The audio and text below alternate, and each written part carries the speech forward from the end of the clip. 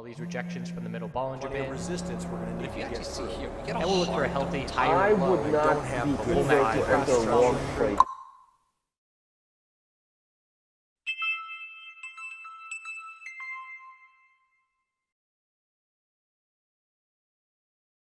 Hello, crypto friends. Hope you're doing fantastic. We're going to look at Bitcoin, Ethereum, Litecoin, BCH, which are trading sideways. I can't believe they're still sideways at this point. We had the all-out dump over 24 hours of not moving, still grinding the 12-period exponential resistance on the hourly. And I'm sure while I'm talking, things are going to go crazy, as that's the way things usually end up happening. But we'll see. So a couple things I want to talk about first, and the first being, obviously the sentiment in this space is taking a big hit. Confidence is down, emotions are running high, people are irritable, people are not happy. That's understandable. Emotions make up the markets, and it's why traders who can control their emotions and use charts and remain unbiased have an edge against those that don't. So one thing I want to point out, and I've mentioned this before in other videos, but just to drive this point home, my trading style in the last 8 years of trading has been trading these hype cycles. USMJ in 2010, 2013, 2014, Canadian MJ multiple times in the past few years, and now cryptocurrency.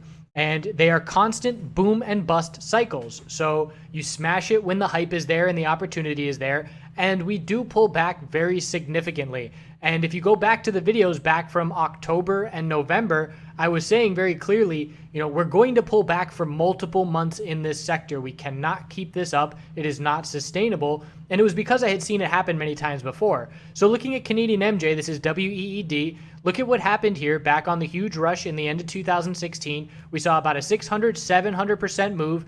Everybody was euphoric. We're rich, we're geniuses, we're making a ton of money, and this is going to explode, and I'm going to be able to retire. And then we pulled back, and over the rest of the summer, let's see, it was November, and the bottom was finally hit in June. 7 months of consolidation, and we dropped 63% from the high to the low of that point.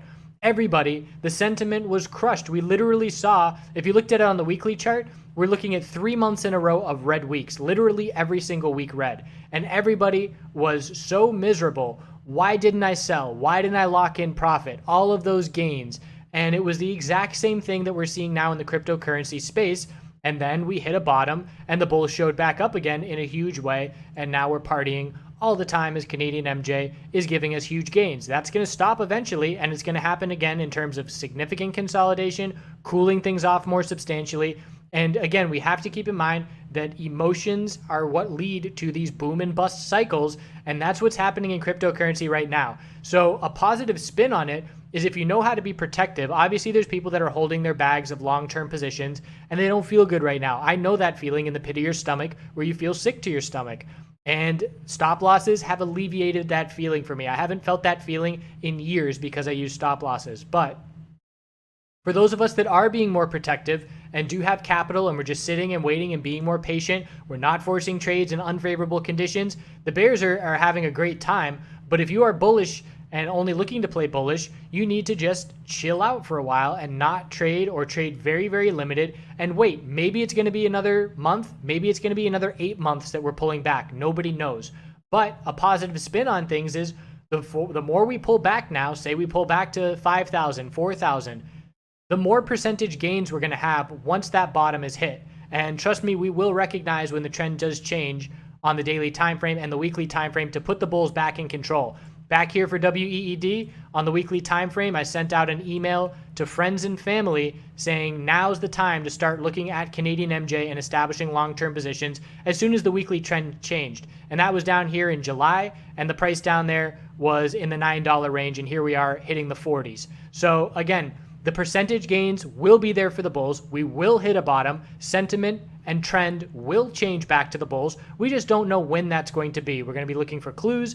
But again, patience is going to be the overall key, and we're not going to try and nail the bottom. We didn't nail the bottom in Canadian MJ. We waited. The bottom was 658. By the time the bull signal was given, we had bounced 50% from the bottom, but there were still huge gains to be had after that. So that would be, let's say Bitcoin dropped to 4,000, bounces up to 6,000, the weekly trend changes, we're back in bullish, and then maybe we run up from there. Now, I don't know, are we going to hit new all-time highs before 2020? Again, I have absolutely no idea, but I can tell you that without a doubt, we will see at least 100% opportunity, which again, in the stock market world, that doesn't happen. You don't see 100% in a year very often at all. But we will have 100% opportunity from the bottom very easily when that bottom is hit. And I've said that before. I said that on the last dump when everybody was panicking. We were down at 6,450. And I was saying that when the bottom is hit, there will be 100% opportunity. And as long as we're being patient and preserving our capital and ready to strike on those opportunities, those gains are going to be significant. And one, little swing trade on once the bottom is hit can make up for 6 months of not trading if you do it right and accurately and the profit is there. So let's see what other things. I'm looking at my notes here. Dude, finally writing down notes. It all depends on what kind of person you are. Are you going to look at this and get discouraged and throw in the towel and go pout and feel sorry for yourself and the mistakes you made and get down on yourself? Or are you going to use this as motivation and say, all right, I learned my lesson. And just a quick story from me. Back when I was first started trading in my first couple years, I was road tripping around the country. I took a penny stock from $7,000 to $42,000. I was on top of the world. I felt like I was a genius. I can do this the rest of my life. And I gave it all back. And that was because I was trading based on fundamentals. I was not using the chart and support levels. I was not using a stop loss, but that was my major burn and major lesson. Okay, I'm never trading on fundamentals again. I'm sticking to the charts and I'm using stop losses. And from that point forward, that was a pivot in my trading career. And this can be a pivot in your trading career or investing career or whatever you're doing if you use it as motivation. Again, I keep talking about learning things. Learn to trade bearish. This is a great bearish environment. Learn other sectors, Canadian MJ. Learn anything. Use this time to be productive. Don't get down on yourself. Use it as motivation. And back in the winter, back in the summer, last summer, when I first started trading crypto in May and June, I was encouraging everybody in the Canadian MJ sector. Here we were back in May and June near the bottom, but I was saying, hey guys, things are really bearish. Things are slow. Let's check out cryptocurrency. Let's come over to this space. A bunch of the Canadian MJ traders moved with us over to the cryptocurrency space, made some nice money, learned a bunch, and then they applied that learning and confidence straight back into Canadian MJ once the trend did change. Right now, I'm doing the exact opposite thing. I'm trying to bring crypto people over to Canadian MJ saying, hey, the profit and the volatility and the opportunity is over here now. Come check this out, and then we'll go over to the next sector, wherever it's going to be. And in 5 years from now, we have no idea what that sector is going to be, but we're going to go over to that sector and strike on that hype and opportunity as well. So that's just my perspective on the entire situation and where we stand right now. And again, if you are all cash and protective and just patiently waiting for a trend to change on the weekly time frame back to bullish, there will be very significant gains. And you can use this as an opportunity again. Get a part-time job, get a full-time job, get a secondary stream of income, accrue capital for when the bottom is hit in cryptocurrency, accrue capital for when the US gets its act together on federal marijuana regulations and we start seeing the market explode there. Use this as an opportunity to prepare for the future. All right, let's go. Bitcoin, hourly time frame. Clear resistances. So we have the top of the initial bounce is the resistance to be watching. If we do not clear this level, the bulls do not prove anything. And again, we're in a standpoint where bears are coasting easy and the bulls have to prove themselves to us. And by doing so, step number one is getting over the top of the bounce, 68.68, and getting over exponential resistance. Look at this exponential resistance, just grind the price down. If we get over this exponential resistance and break the high of the bounce, we zoom out to the 4-hour time frame and we look at that exponential resistance, which isn't going to be far behind it. So after 68.68, this is already down to 69.36. It's going to be right there as well. So it's going to be another resistance to be keeping an eye on. Keep in mind that while we have only been trading sideways, the RSI on the 4-hour time frame has cooled off substantially from 14 all the way back up to 27. This is allowing for the potential of another leg down. That being said, there's a good amount of shorts out there. We could see a bull break and a little bit of a move to the upside to squeeze some of these shorts. But again, we're not anticipating this bounce to last long term until we see a trend change on the 4-hour, a trend change on the daily. And again, look at the daily chart. There is no trend change in sight. Any kind of bounce, we will set a lower high because the last lower high was 7,700 and that is over 10% away. And it's going to require a lower high, a higher low, and a higher high. And we couldn't even do that on the last bounce. We bounced 10%, but we did not get a daily higher low and higher high. So we're not changing the daily trend anytime soon. The only hope for the bulls is that this oversold bounce can get some more momentum. But again, bulls have to remain protective. because every single bounce, when you're in a downtrend, every single bounce is an opportunity for bears to start scaling in. And if you're watching the BTC USD shorts chart for Bitfinex, anytime we bounce, the shorts start to increase as people are scaling in to bearish positions, anticipating resistance and weakness after short-term bounces. So again, bears learn this opportunity to go bearish. Maybe you don't have the opportunity in terms of exchanges or versatility to trade bearish, but it's a learning opportunity and it will favor you in the future. And if you are bearish, trading the 1 hour exponential resistance and the 4 hour exponential resistance has been some good signals from here. There is also a scenario where the contrarian in me, if everybody's looking bearish, I'm looking the other way. And that doesn't mean I'm making trades looking the other way, but I'm establishing a game plan. If we break bullish, I'll do this, and definitely always look the other way and start to play the devil's advocate. And I do that all the time in the chat room. If everybody's really bullish, I start putting out some bearish points. And if everybody's really bearish, I start putting out some bullish points. And that's just to avoid groupthink and to, again, the contrarian play in markets happens time and time again. And this is a scenario where it could potentially play out again, where we get a bounce before we get another leg down. Because again, everybody's just looking for a bear flag and then another leg down. That doesn't mean it's necessarily going to happen. Also noticing a lot of people reaching the breaking point in terms of saying, I'm going to liquidate my long-term holds that I wasn't planning on touching, and, getting just beat up. And that's where capitulation takes place, where everybody that's going to sell, once everybody that's going to sell sells, obviously the supply and demand metric of this market shifts. So supply versus demand, right now there's obviously a lot more supply of cryptocurrency than there is demand. But once that supply of selling has all sold, the scales tip, and that's when we see a bottom hit. And obviously that has not happened yet. So checking in on Ethereum, hourly setup's a little bit different. We saw more of a bounce, but we gave it back. Still battling exponential resistance and rejecting. The RSI levels have all cooled off. 4 hour RSI is right at 30. We have a clear base of support that is built and a clear top of resistance. Look at all these tops in the mid 530s, and we can just draw a channel on this time frame as to what we're watching. And there's support at 510 and then down to 505. So this is obviously the channel that we're watching from here. And even if we get a bull break on the hourly time frame for Ethereum, the odds that we break the top of this bounce in the mid 530s is not very likely, because we could break it, but we wouldn't expect a lot of follow through, because the 4 hour RSI or the 4 hour exponential resistance is going to be right there, and Bitcoin will likely be hitting its 4 hour exponential resistance at the same time. So essentially everybody's looking at the same setup. The question is, do we see another leg down, or do we see this oversold bounce with some further upside? And the answer is, we don't know, but we're looking for little clues, and it's just trading flat sideways at this point.